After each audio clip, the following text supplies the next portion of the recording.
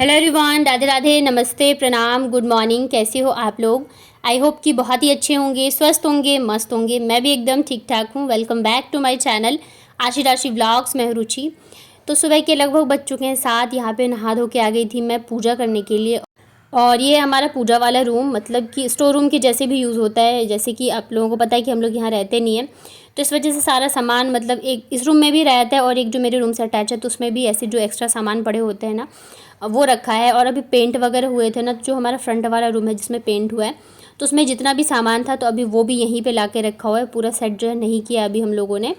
उसके बाद फिर यहाँ पे आ गई थी मैं किचन में चाय बनाने के लिए। गर्मी मतलब सुबह दिखाते हैं ना वेदर, जो फ़ोन में आ जाता है ना कि आज कितनी गर्मी रहने वाली, कितनी धूप रहने वाली है।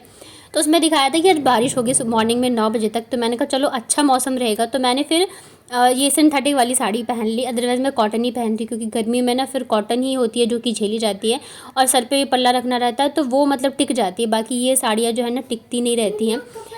लेकिन बस वो दिखाया ही, बारिश तो बिल्कुल भी नहीं आई। गर्मी इतनी ज़्यादा थी कि बस हालत ख़राब हो रही थी मेरी। तो यहाँ पे रख दी है मैंने चाय बनने के लिए हम सब के लिए। और नाश्ते का भी कुछ फिक्स नहीं था। हस्बैंड ने कहा कि थोड़ा रुक के ही बनाना। बच्चों का तो मतलब सबसे पहला जो होता है वो वही रहता है कि चूड़ा दही खाना है। तो मैं डेली ही मतलब दूध लेके फिर रात को जमा देती हूँ, ताकि सुबह जो है ना नाश्ते की झंझट ना रहे।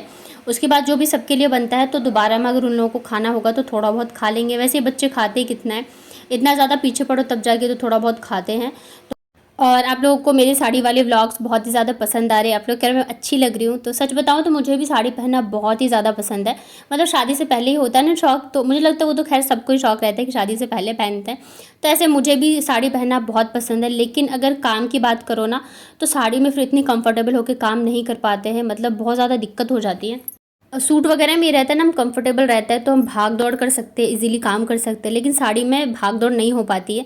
कोई भी काम जो है ना वो आराम से ही होता है। और फिर देखिए सुनने को भी मिल जाता है कितना धीरे काम करते हो, ये वो बहुत सारी चीज़ें जो है वो मिल जाती है। लेकिन यहाँ पे साड़ी पहनना तो मैं पहनती हूँ, कोशिश करती हूँ चीज़ें सही से कर पाऊँ।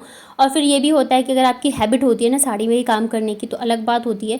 लेकिन अगर जैसे मैं यहाँ आती हूँ 10 दिन 15 दिन ऐसे मुझे पहनना पड़ता है, तो तब और भी ज़्यादा मतलब दिक्कत होती है। आप लोग मेरी बात से सहमत हो तो कमेंट करना कि साड़ी में ज़्यादा कंफर्टेबली काम कर पाते हो या सूट या लोअर टी शर्ट, जो भी आपका कंफर्टेबल जोन होता है उसमें। मुझे तो दिक्कत होती है, पहनने में बहुत अच्छा लगता है, बट वही है कि अगर आप पहन के आराम से बैठे हो ना तब जाके सही लगता है। अगर पहन के आप घर के सारे काम करने पड़े तो बहुत दिक्कत होती है। तो पतिदेव आज मुझे लेके आ गए थे बाहर सुबह सुबह बच्चों को घर पे छोड़ के। ये सरप्राइज़ था मेरे लिए, क्योंकि मुझे इन्होंने बताया नहीं था, मुझे नहीं पता था, इस वजह से नाश्ता ही मना करे थे बनाने के लिए। तो यहाँ पे ब्रेड मक्खन मिलता है। जो भी मेरे कानपुर के फ्रेंड्स हैं ना वो बताइएगा, इसके सामने ना एक खस्ता कचौरी की शॉप लगती है, तो इसका नाम क्या है मुझे बताइएगा। बहुत ही ज़्यादा टेस्टी रहता है इसका ब्रेड मक्खन। तो हम लोगों ने फिर वहाँ पे खाया। उसके बाद घर के जो सामान वगैरह होते हैं ना राशन के, तो वैसे हम लोग तो निकलने वाले हैं, लेकिन मम्मी को सारा ही घर का जितना भी सामान होता है तो सब कुछ खरीद के फिर यहाँ पे रख के जाएंगे, ताकि उन्हें किसी भी चीज़ की दिक्कत ना हो। फिर जैसे वैसे तो आते रहते 2-3 महीने में मैं हम लोग आ जाते हैं, तो हस्बैंड आ ही जाते हैं। और बाकी चीज़ों की होती है वो खुद भी ले आती है, तो देवर जी हैं मेरे। बट हम लोग यहाँ पे सारी चीज़ें जितनी भी ज़रूरत की चीज़ें होती है सारी रख के गए थे। फिर घर आई तो यहाँ पे मतलब देवर जो थे वो आए थे। हम लोग पहुँचे उसके बाद आए, लगभग 11 साढ़े 11 बजे आए। तो नाश्ता करके नहीं आए थे, तो फिर बोला कि पास्ता बना। तो मैंने कहा चलो ठीक है बनाती हूँ मैं। तो इधर मैं लग गई थी फिर पास्ता बनाने की तैयारी में। और मतलब माइक्रोनी था नहीं तो मम्मी से मंगवाया था, लेकिन मैं ना मैगी मसाला बोलना भूल गई कि लेके आना। और दोबारा मुझे थोड़ा वैसे अजीब सा लग रहा था बोलने में कि मैं उन्हें बार बार भेजूँ, तो मैंने फिर मंगवाया नहीं। मैंने कहा चलो ऐसे सिंपल सा ही बना देती हूँ। मेरी मम्मी ऐसे ही बनाती है, सिर्फ मैगी मसाला नहीं डालती, सिर्फ यही थोड़े बहुत मसाले डाल के बनाती है सूखे वाले पास्ता।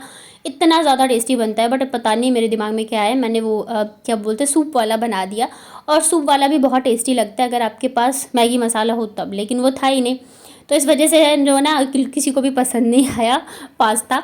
अब मैं ऐसे नहीं कहूँगी कि हाँ बहुत अच्छा बना था, बल्कि इतना मजाक उड़ाया ना मेरा इन दोनों ने, मतलब मेरे पतिदेव ने, हस्बैंड ने और देवर जी ने मिलके, कि बस पूछो ही मत। मतलब होता है ना इन लोगों को कोई चीज़ पसंद आ जाते हैं खाने में तो तारीफ़ नहीं करेंगे, लेकिन अगर नहीं आए ना तो इतना ज़्यादा मजाक बनाते हैं कि क्या ही बताऊँ।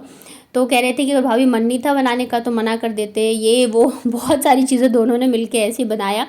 उसके बाद फिर यहाँ पे आ गई थी मैं लंच की तैयारी करने के लिए।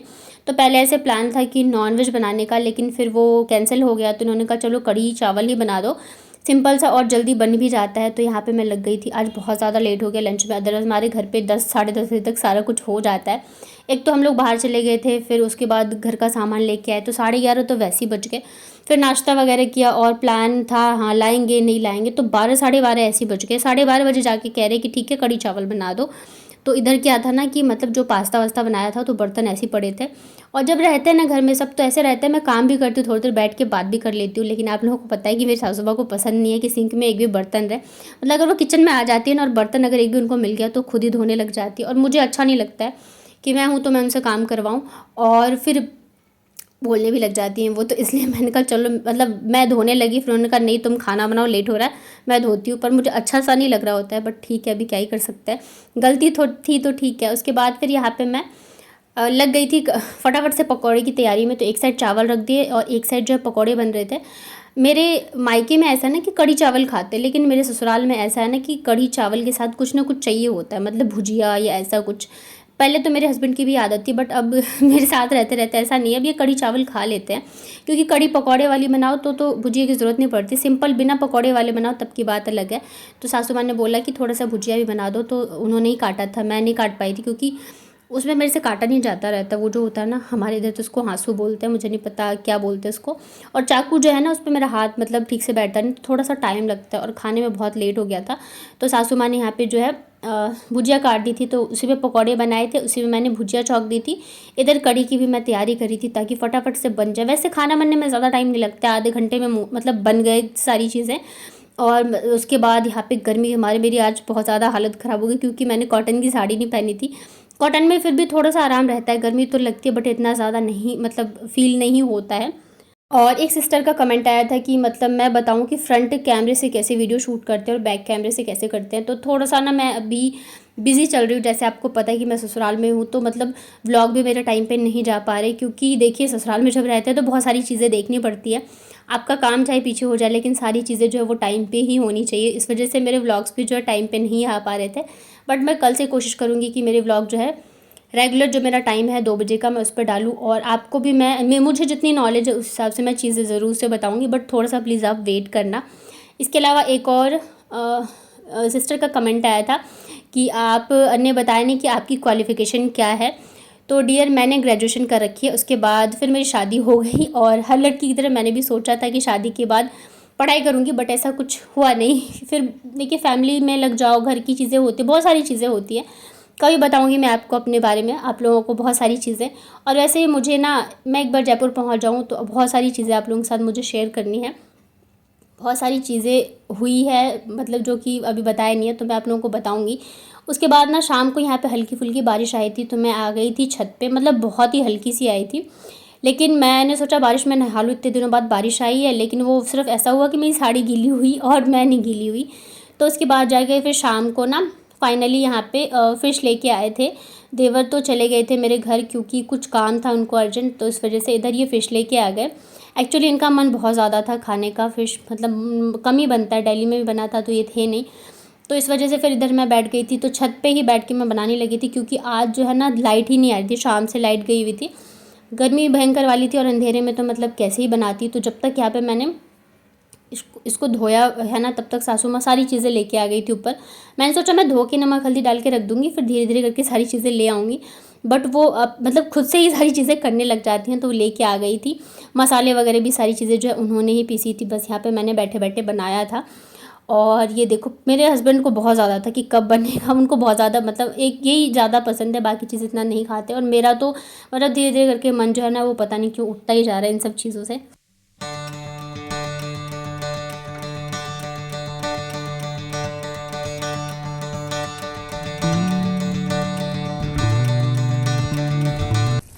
और मजा आ रहा है ससुराल में?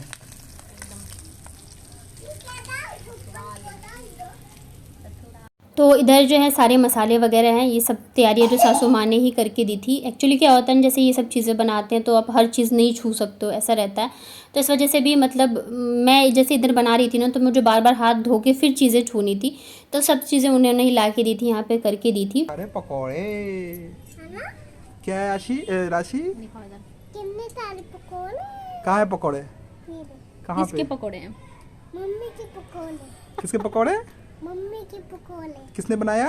मम्मी ने बनाया। क्या चीज़ है ये? तो यहाँ पे ना बार बार लाइट जो है आ रही थी, कभी जा रही थी, आ रही थी, जा रही थी, तो बस ऐसे में मैंने बनाया था ये।